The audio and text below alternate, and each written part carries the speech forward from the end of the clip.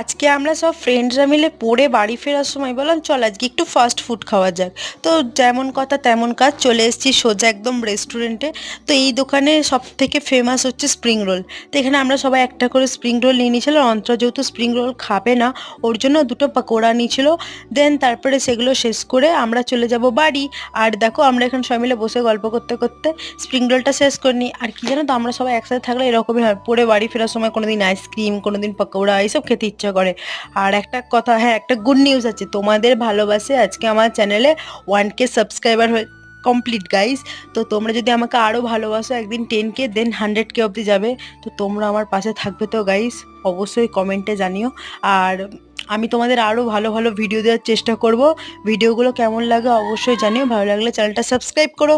আর অনেক অনেক অনেক অনেক অনেক থ্যাংক ইউ আমার চ্যানেলটাকে 1K সাবস্ক্রাইব কমপ্লিট করে দেওয়ার জন্য। তো চলো, দেখা হচ্ছে